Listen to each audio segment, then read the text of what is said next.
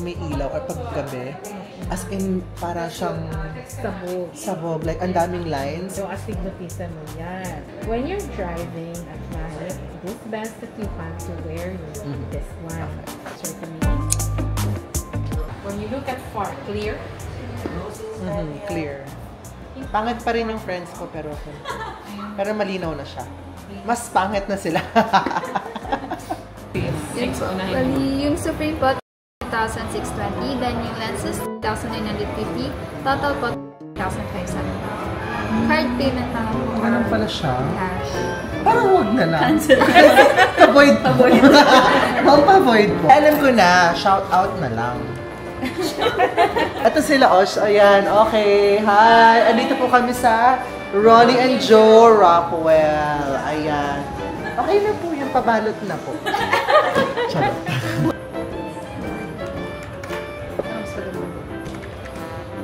Okay. Ay, malinaw na agad yung mata ko. Ay, wala pa ba to? Ring pa lang ba siya? Sorry. Excite lang. Sir, okay lang yung fit sa'yo. Shake your head, hindi nahuhulog.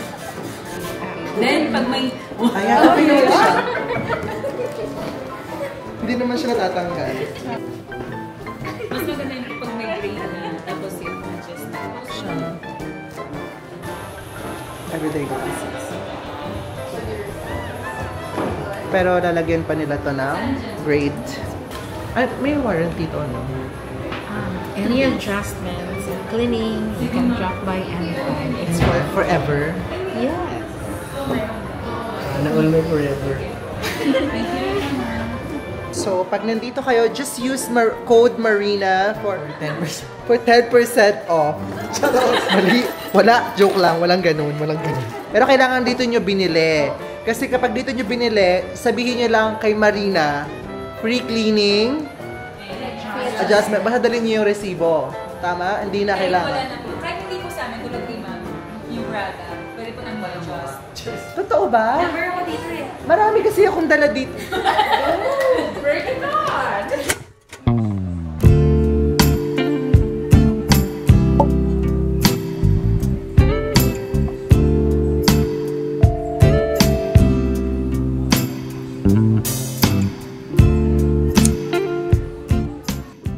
Good morning. Kasama ko today si Baus. We are in our favorite spot. Huwag nyo nang alamin kung sang branch ng Wildflower to, pero dito kami madalas. Soon neighbors na kami talaga. As in, yes! Malapit na.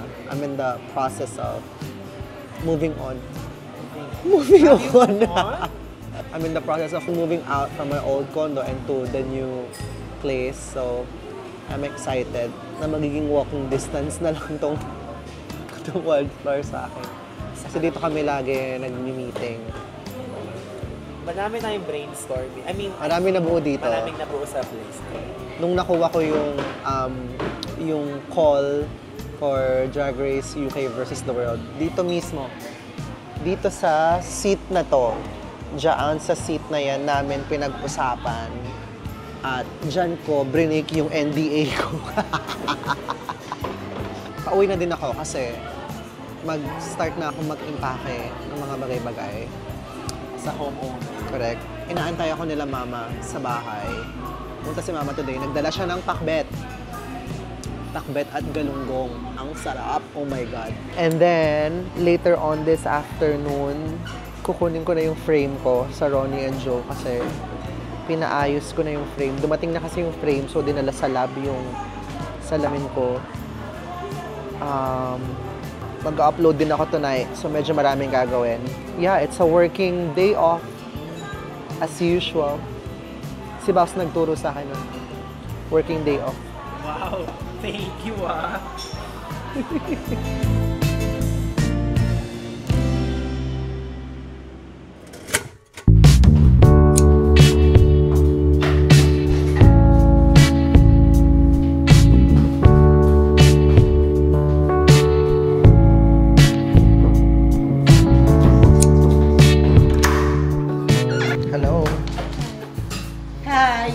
Kakauwi ko lang. At nagluto sila ng... Anong niluto, mama? pinakbet. Nagluto ng pinakbet si Mother. Ayun. And then, mag-start na rin kami mag-impake ng mga bagay-bagay after namin kumain. Ang OA daw ng presyo ng mangga ngayon. Check na natin. OA check! 280 pala, isang kilo. 280 na to? Sa piraso, 175 yan. What? 50 to isa pe. Baka mahal. Saan mo binili? Sa Divisoria to? Oo. Ang mahal. Ano ba yan? Ibalik nyo nga. Okay, so may dumating na JNT sa akin today. Pero hindi ko alam kung anong laman. So, magba-blind unboxing tayo. Saan galing to? Oh my God! Ito yung diesel ko na shirt. Binili ko sa Carousel. Tapos parang 2 months na siya hindi na de-deliver sa akin. Oh my God! Dumating na! Yay! Ayan, 2 buwan wala sa akin to. So, it's worth it. Thank you sa seller. Thanks for the very slow transaction, but hey, I got it! Most of these na mga nakahang dito, hindi ko ganun ginagamit. So, ngayon, pipilian natin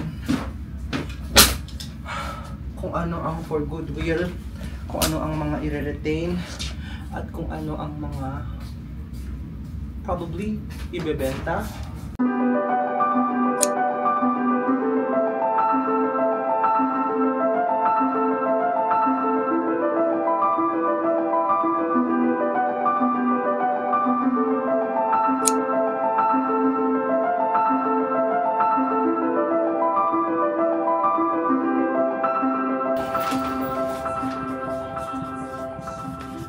Time check, it's 4:42 and we're currently slowly packing things because I'm gonna start moving into the new house next week. And since today is my day off, wala akong ginagawa today. And andito naman sila sila mama and yung sister ko. Nag-decide na rin ako mag-pack. So as you can see, it's a mess here as of this moment. Yung 2 closets ko na yan, clear out na namin. Pero ito, iniwan ko muna tong middle one kasi andyan lahat ng mga ginagamit ko on a daily basis. And yun na yung last batch ng damit na ipapack ko. Right now, ang last task ko is to pack all of my perfumes, ganyan, lahat ng mga branded na items sa box na to. Para nasa isang box siya kasi i-display ko siya sa walk-in closet.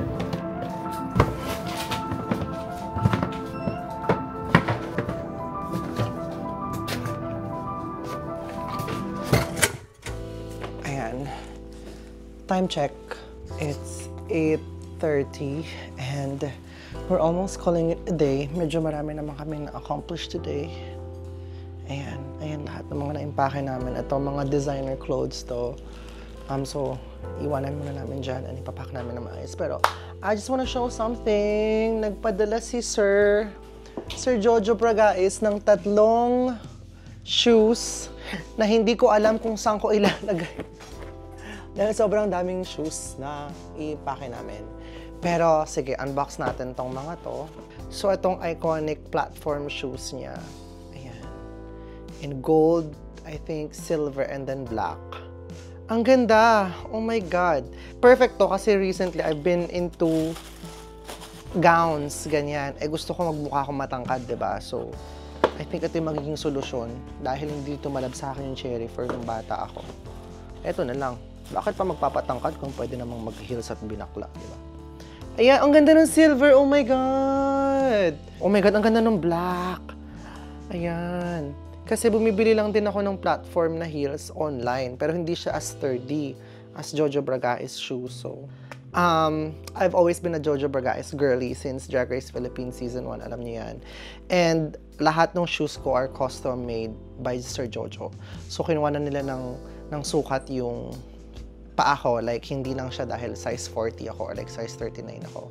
Like, inisa-isa nila yung measurements nung paa ko. Ang ganda-ganda!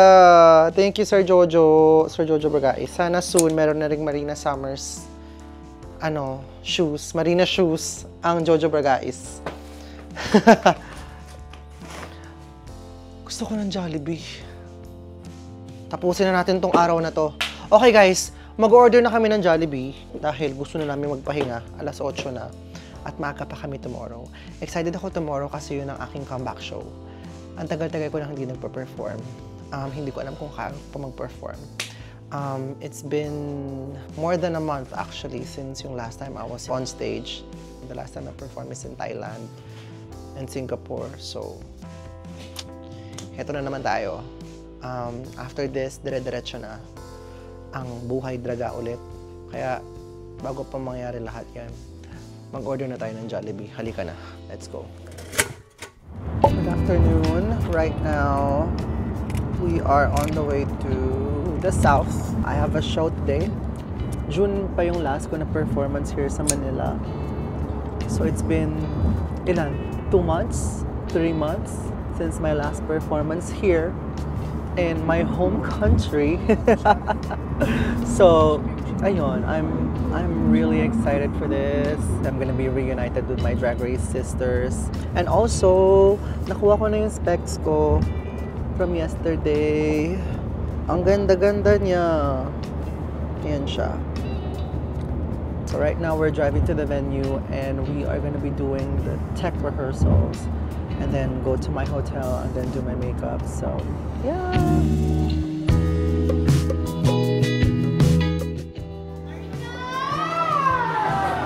Hello, kamusta? Kamusta? Kamusta? Hello, kamusta? Long time. Kamusta ka na? Hope you're feeling better. Hello, kamusta? Ayan, hello po sa vlog ni Marina Summer. Alam niyo po ba, magta-trans na rin po siya by next week. Magpapabalakang na daw po siya, tsaka papapuwet, katulad ni Eva La Queen. Ay, wag to be. 11 years na to. Ayan, wait na lang po tayo sa transition ni Marina Summer. Yan. Yes. Naman ako. Nag-agree siya, nag-agree. Ako naman si Oh my Yes. God, may na-recruit na naman po ako ngayong araw na May kota ka ba dyan? Wala. Wala ka bang Ikaw si Eva, nagparito ko kay Diba? Correct. Ang laki. Ang ganda na may second floor. Yes. Ito, judges. Charot. Long time. Kamusta? Ay, nag-vlog siya. Hello po. Kamusta yung flight na pasaw? Okay naman. Medyo may turbulence lang ng konti sa may bandang Skyway. Just walk up. Just walk up. Naglakad lang. Just walk up. Umakyat siya.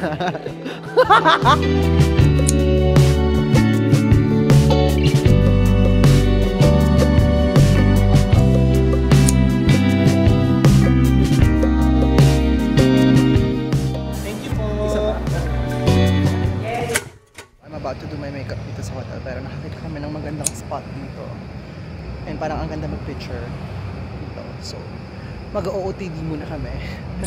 Let's go, Mariette. Parang ang ganda dito sa spot na to.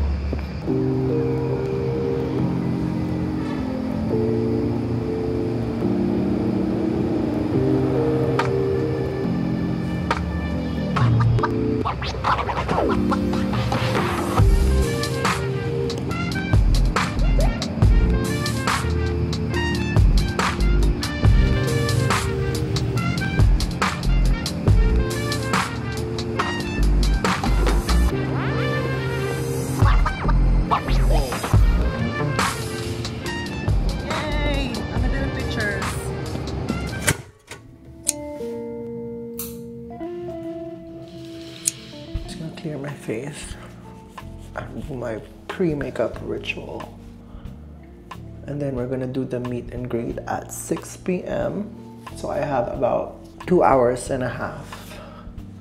to get ready. Sana kayanin ko dahil it's been a while since I last did drag, and sana hindi ako masyadong matagalan. So what I usually do before doing drag is I cleanse, tone, and then moisturize. Kasi yung mga serum, ginawa ko na siya earlier on the day. So ayokong magdoble-doble ng skincare in one day. So I already cleansed my face and toned using itong combo that I use from CoSRX. ito siya. Yung salicylic acid daily gentle cleanser. And then yung clarifying treatment toner. I always use this. And it has helped me thus far. And then I go on with my moisturizer when I'm in drag. I like to use the La Mer Moisturizing Soft Cream. Because I am combination dry and oily, so I really love this formula that they have. Not sponsored, but La Mer, baka naman. Actually, nag-stop akong mag-use nito for a while kasi nga medyo pricey siya. Medyo nag-stop akong gamitin siya. Parang nag-suffer ng kaunti yung face ko. Medyo nahiyang siya sa karangyaan ng La Mer. So we're just gonna let it dry for a bit. And then, I use one of my favorite sunblocks. Itong Biore na Aqua Rich na SPF 50. I made it a practice na magsuot ng sunblock whenever I am performing or like whenever I'm in drag, especially kapag under many lights ako or like spotlights and everything, or like even like filming for TV. Kasi I want to protect my skin, my face from the harsh lights. Ano rin siya, additional protection for my skin. I don't put too much kasi ayoko maging super sticky yung face ko. And lastly, before everything else, I put on my Vaseline lip care. This is my favorite. Especially kapag when you're dealing with a lot of powders and foundations. I really want to have like a barrier then or like a protection sa lips kasi my lips tend to get dry. Ang tendency is mabilis mag-crack yung lips ko. So ayun, before I put anything on, this is my best friend. So there we have it. I'm ready to go. Let's get in drag, baby.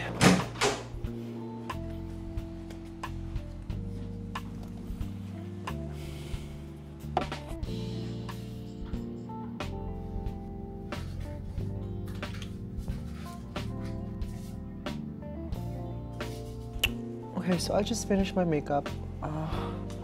Magkakabit na lang ako ng hair.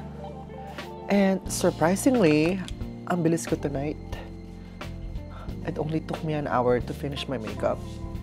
And usually, it takes me like an hour and a half or until 2 hours to get ready and get my makeup done. But for some reason, ang bilis-bilis ko tonight, considering ang tagal kong hindi nag-drag. Siguro sobrang excited ko lang mag-drag tonight. But yeah, at least hindi tayo magmamadali and I don't like rushing. So yeah, we're just gonna pop on the hair, get dressed, and I'll see you in the beauty greet.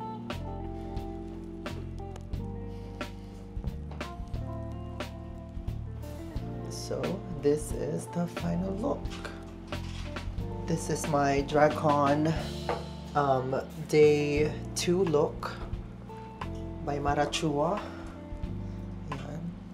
And then the hair is by Margot. Hairline, check. Baby, get it together. Okay, we're gonna start heading down now because mahirap maglakad sa dress na to. As in, if you can see, sobrang konting steps lang yung magagawa ko. So, we have to move now or else bukas pa tayo makakarating sa venue. Hello!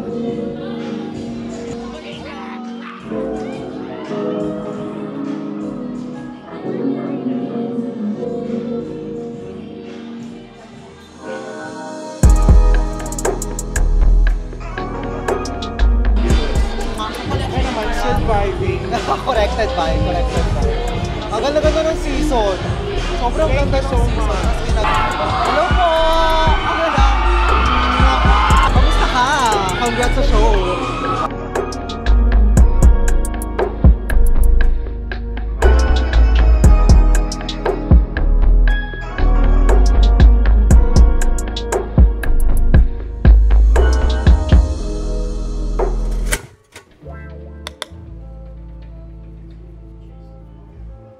Right now, I'm just doing my retouches. I changed my hair now for my number.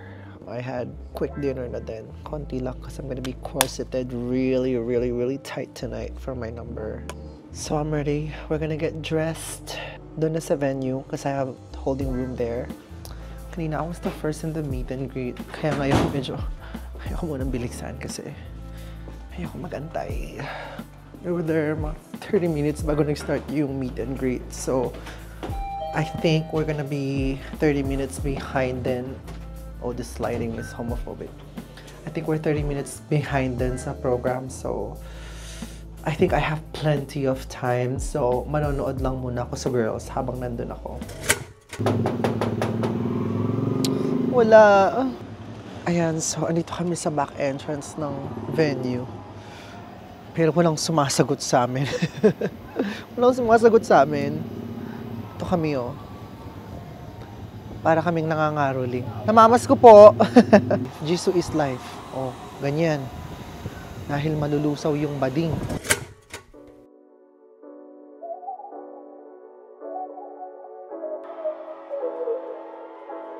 Hey guys, so I'm ready. This is the final look. It's giving opulence, it's giving money, it's giving rich. And I will be performing after this number. So, let's go.